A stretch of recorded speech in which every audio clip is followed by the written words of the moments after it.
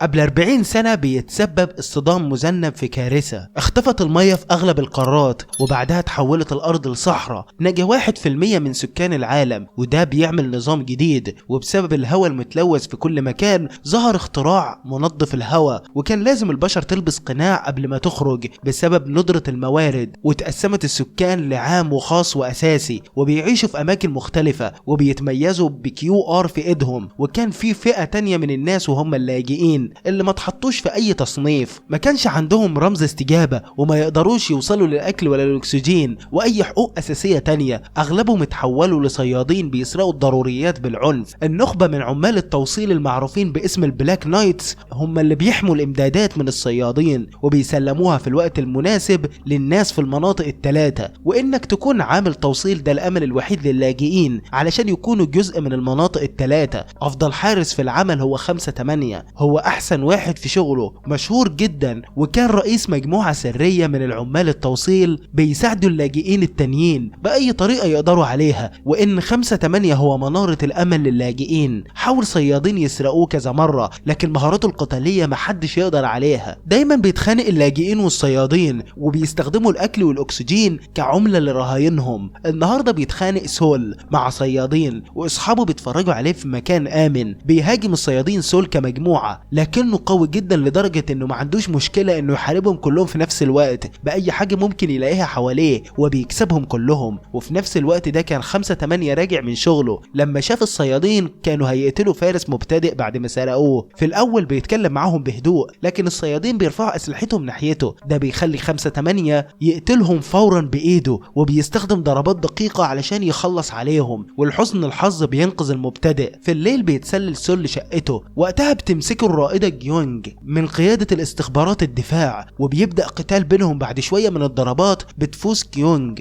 واللي بنعرف ان سول بيعيش مع الرائدة هو واختها سيلا، وكانوا مع بعض من 10 سنين وبيعتبروه من عيلتهم، على الرغم من ان غير قانوني رعاية اللاجئين. وما كانتش مبسوطة من اللي بيعمله سول والقتالات اللي بيدخل فيها، وبيعرفها سول ان القتالات دي بمثابة تدريب علشان يكون فارس، لكن جيونج بتعرفه انه حلم وعمره ما هيكون فارس. تاني يوم بيعمل اجتماع في مبنى مجموعة تشون. وقت ما انقلب العالم من 40 سنة كان الرئيس ريو وشركته هم اللي بنوا النظام الجديد، ودلوقتي بيخططوا يبنوا المنظمة ايه اللي هينقلوا فيها السكان المنطقة الخاصة اللي ساكنين تحت الارض. مش بيوافق ابنه اللي هو الرئيس التنفيذي سوك، لان الحكومة وقتها هتنقل اللاجئين برضه، واللي كان بيكرههم وبيعتبرهم حشرات. في فترة بعد الظهر بيتسلل سول وبيخرج من شقته مع اصحابه، بيتخبوا جنب الطريق، ولما بتعدي شاحنة فارس بيجروا وراها وبيطلعوا على الشاحنة لمجرد التسلية. ولما الفارس شاف الأطفال في الكاميرا بيسوق بسرعة علشان يوقعهم، ولما شافهم لسه ماسكين بيشغل الفارس نظام الكهرباء وبيوقعهم كلهم إلا سول اللي بينط من الشباك وبيقعد في الكرسي اللي جنبه وبيطلب سول منه قتال. لكن الفارس اللي اسمه 5/8 بيزقه علشان يقع من العربية. بعد لحظات بيعدي بعاصفة رملية علشان يوصل لمكان اتبعت له في رسالة غامضة. 5/8 بيراقب ازاي بيجيبوا نواة هوا جديدة في المنطقة ايه. جيونج كانت هي المسؤولة عن النقل، وكانت قلقانة لان عملية البناء دي بتتم في السر. ولما كانت راجعة بتشوف 5/8 في مكان قريب،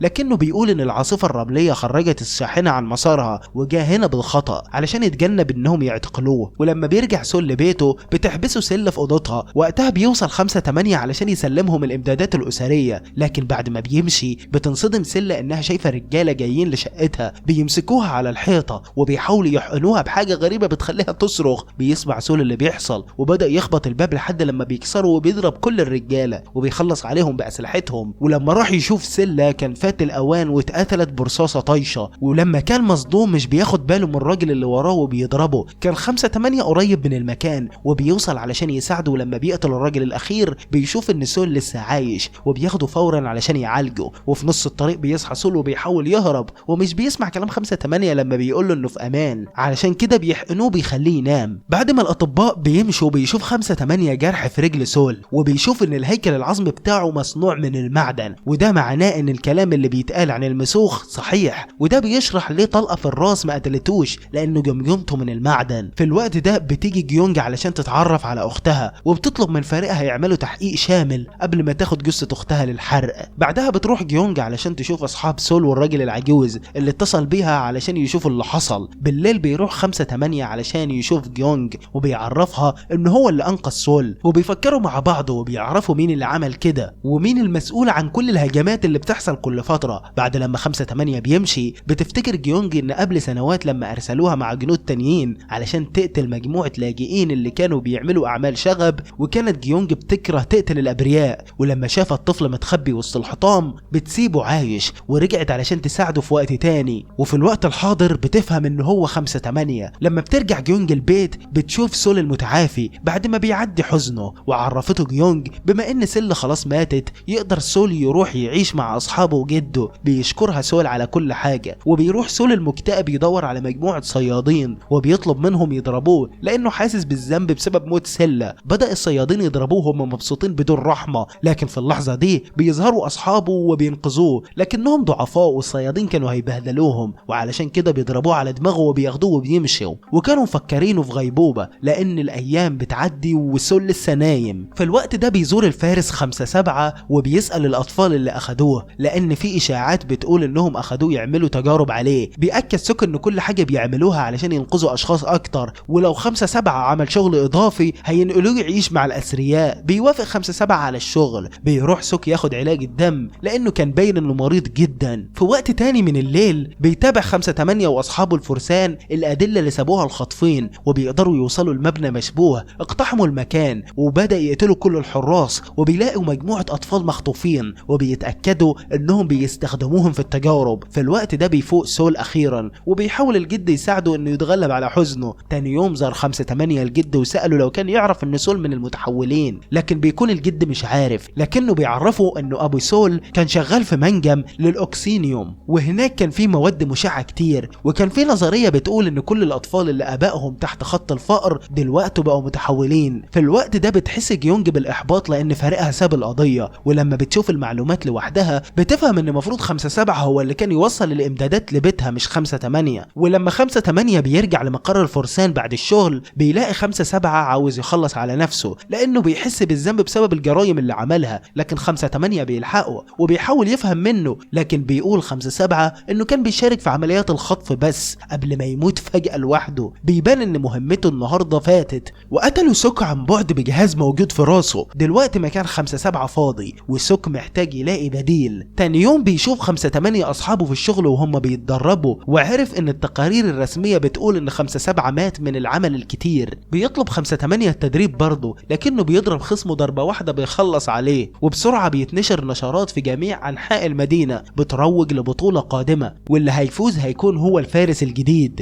ولما سمع سول الكلام ده بيروح يستنى 5/8 في نص الطريق، ولما شافوا انه مصمم ومش راضي يتحرك بيفكروا بنفسه لما عمل فيها ميت وسط كومة من الجثث علشان ينجو. وبيشوف 5/8 نفسه في سول، ولما بيطلب منه سول يدربه للبطولة بيقول 5/8 ان سول محتاج يثبت نفسه انه يستحق في الاول. بالليل بتعرف جونج ان 5/8 هو والفرسان التانيين بيتقابلوا في السر. دلوقتي كان في اجتماع وبيعرف 5/8 اللي معاه عن موضوع التجارب وحقيقتها، وبيعرفهم ان دلوقتي بيتم استهداف المسوخ، وبيعتقد 5/8 انه ممكن يستخدموا سول ويعرفوا مين ورا الموضوع ده غير انه كان عاوز يساعده فعلا. في الوقت ده بتوصل جيونج وبيوافق 5/8 يتكلم معاها وبيعرفها كل حاجة الا حقيقة ان سول متحول. تاني يوم بيروح سول في مكان اجتماع 5/8 علشان يتدرب. سول قوي لكن 5/8 عنده خبرة اكبر، وعلشان كده كان لسه بيتفوق عليه بسهولة، وبيأكد عليه انه مفروض يتعلم تقنيات حقيقية. في وقت تاني بيروح سول ومجموعة اشخاص تانيين علشان الاختبارات الاولية قبل البطولة. بيفحص الكمبيوتر اجسامهم، لو كان شخص منهم ضعيف جدا هيستبعدوه. اصحاب سول مش بيعدوا لكنه هو بيعدي. بالليل بيرجع للتدريب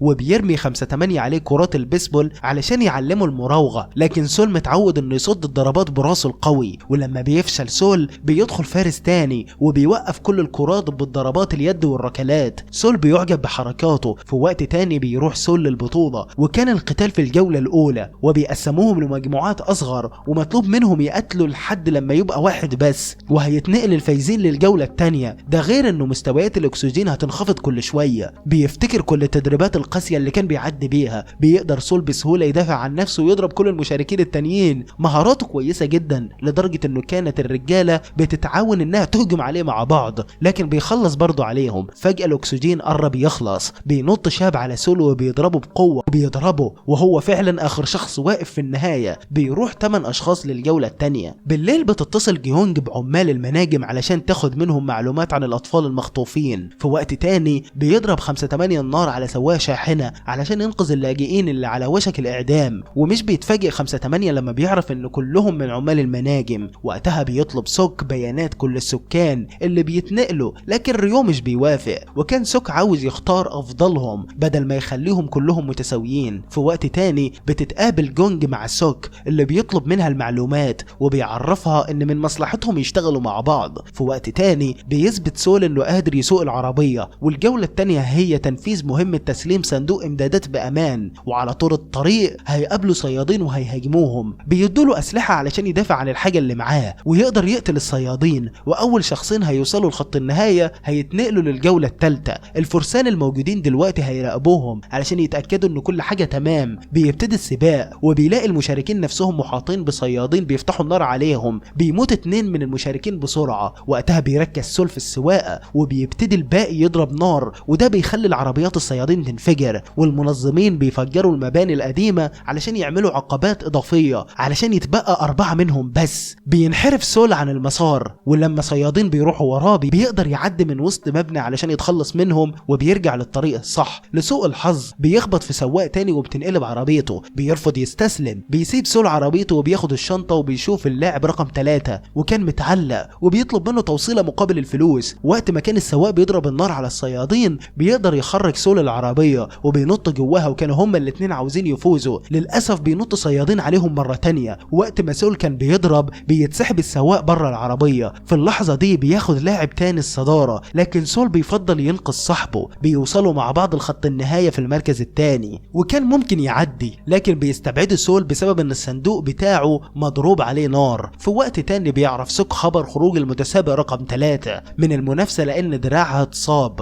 بيضطروا ياخدوا سول مكانها. بيوافق سوك لانه ممكن يستخدمه كدعاية. بيحتفل سول مع اصحابه. وقتها بتجيب جيونج البيانات الاساسية للسكان وبتعرفوا ان مشاركة المعلومات الشخصية هتكون انتهاك لحقوق الانسان، لكن بيقدر سوك يجيبها علشان يوصل للملفات دي. وبتتضايق جيونج لما بتعرف ان سوك عاوز يختار بس الناس الكويسين وراثيا علشان ينقلهم. بالليل بتتبع جيونج وفريقها رجالة بتعرف ان ليهم صلة بالخاطفين، وبعد مطاردة بيحاول راجل يحارب جيونج لكن بسرعة الفريق بيحاوطه، وقبل ما يقبضوا عليه بيشتغل القنبلة الدماغية وبيموت الراجل. بعد ايام بينقلوا سول لمنشأة خاصة ما ينفعش يطلع الا لو المعلم معاه اللي كان واحد من الفرسان من فريق 5/8. الجولة الثالثة هتكون مباراة ملاكمة واللي هتتبث على التلفزيونات. بالليل بيهاجم 5/8 وفريقه مجموعة من الشاحنين علشان يوقفوا الاختبار الاول للحي الجديد، وده بيخلي المركبات كلها تنفجر. بيتضايق سوك جدا لما عرف اللي حصل وافتكر كلامه مع ابوه ريو لما كان بيعرفه ان في ناس تستحق تعيش. بيروح يتأكد من التجارب وبيقتل شخصين لانه يقدر يعمل اللي هو عايزه. بيقضي سول وقت مع معلمه في انهم يحللوا معارك خصومه. بيعرف 5/8 ان سوك هيبعت شاشات كبيرة لمناطق اللاجئين علشان يتفرجوا على المباراة، وكان اول مرة حاجة زي دي تحصل،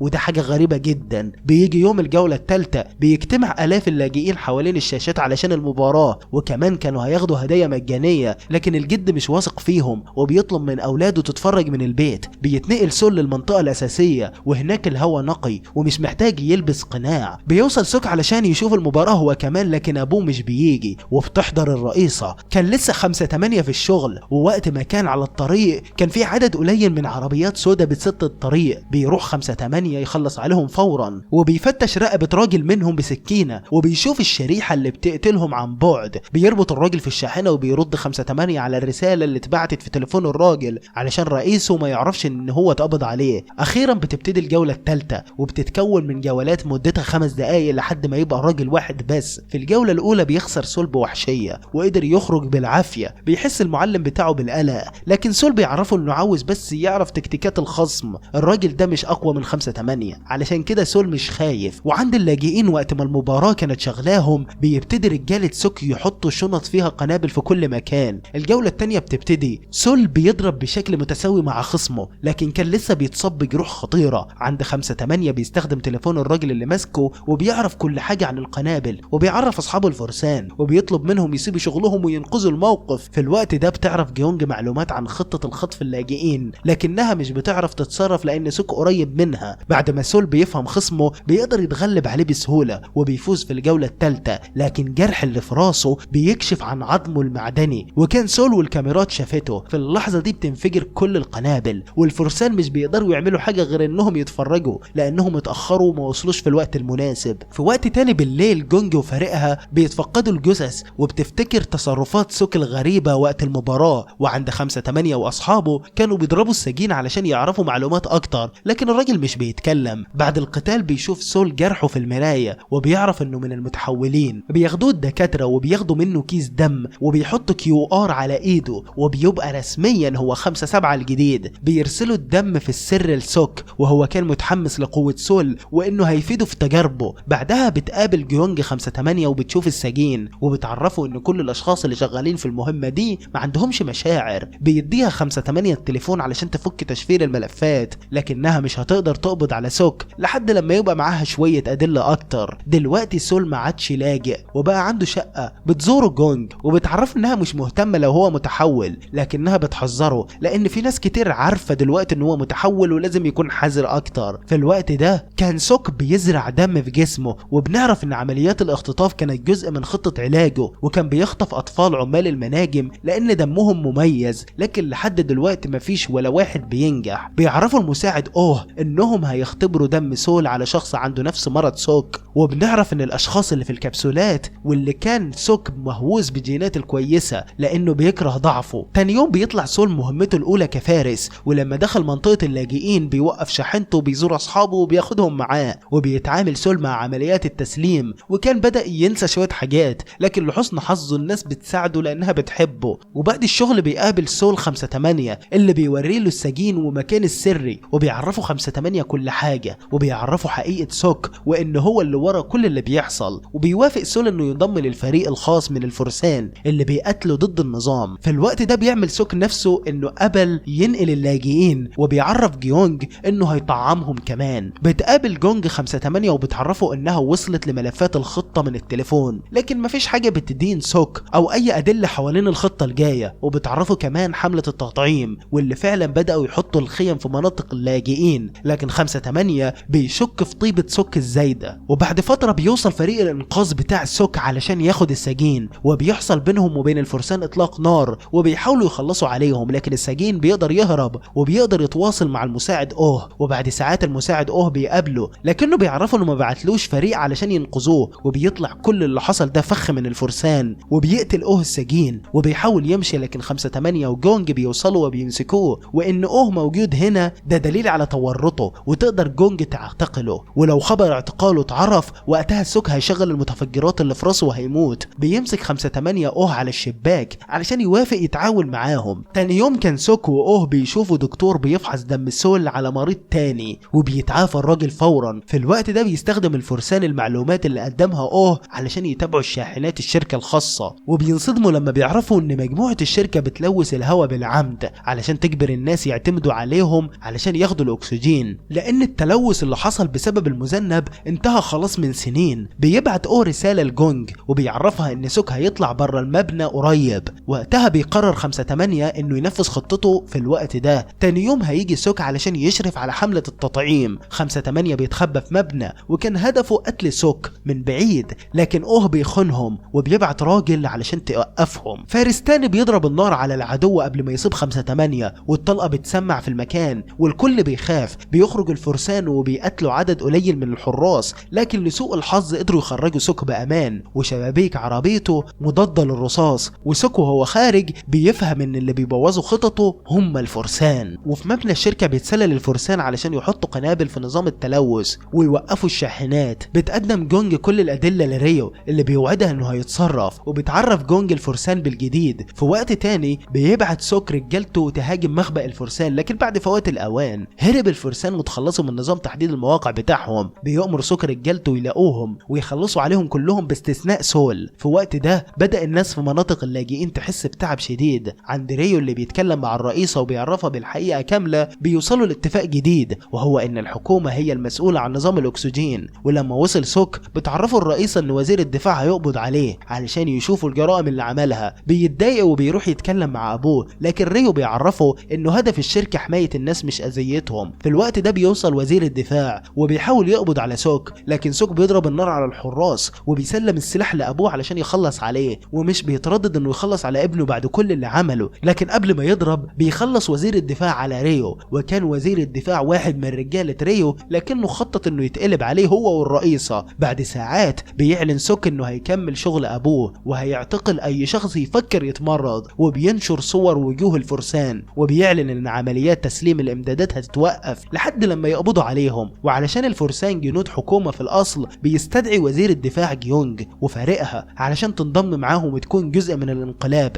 لكن جيونج بترفض تكون معاهم. في الوقت ده كان 5/8 عاوز ينتقم، وبيكشف الجد انه كان شغال مع الشركة وعنده مخطط للمنطقة الاساسية وبيديها ل5/8. وقتها كانت الشوارع مليانة بالجنود بتدور على الفرسان. بيمرض كتير من اللاجئين وبدأوا يموتوا بأعداد كبيرة. بيروح الجد يشوف الوضع وبيفهم ان سوك سمم اللقاحات علشان يتخلص من اللاجئين، وبالطريقة دي يقدر ينقل الناس بدون لاجئين. وبيرجع الجد البيت وبيبلغ الفرسان باللي بيحصل، وبسرعة بيخرج كل الفرسان من اماكنهم وبيوصلوا للمخيم. بيشوف سول اصحابه كانوا هياخدوا اللقاح، لكن بيضرب النار وبيخلي كل اللاجئين يهربوا، وكان الجنود هتموت سول، لكن صاحبه بينقذه وبياخد رصاصة مكانه. بيجري سول لصاحبه وبيعيط على موته، والجنود بتاخد سول لبعيد. في وقت تاني بيعرف سوك ان سول اسير عندهم وان الفرسان دمروا كل الخيم. بيتضايق وبيطلب من الوزير انه يخلص عليهم في اسرع وقت. بتعرف جونج خبر اعتقال سون، بتروح للفرسان وبتعرفهم انها عارفه المنطقه الاساسيه وعلشان تساعدهم في الهجوم. عند سول بيروح علشان يشوف سوك، ولما حاول يقاوم الحراس بتمسكه وبتهديه علشان يبداوا اجراءات خطيره علشان سوك يتعالج بانه ياخد كميه دم كبيره من سول. في الليل بتجيب جونج كل الفرسان للمنطقه المركزيه بانها خلتهم يلبسوا لبس جنودها، وبيستخدموا القنابل علشان يدمروا ميدان القوه اللي بيحمي مدخل الشركه واللي بيقتل كل الحراس فورا. بتوصل عربيات كمان وبتبدا معركه بالاسلحه بتخلي صعب على الفرسان تتحرك. في الاخر بيقدر واحد من الفرسان يلاقي صندوق وبيقطع الكهرباء عن المبنى، وساعتها بيقدروا يدخلوا وبيقتلوا ورجالته. في اللحظه دي بيشتغل نظام الطاقه في حاله الطوارئ، بيوقف سوك علاجه على ما يشوف الوضع الاول. بيكمل الفرسان طريقهم لجوه وبيلاقوا كبسولات التجارب،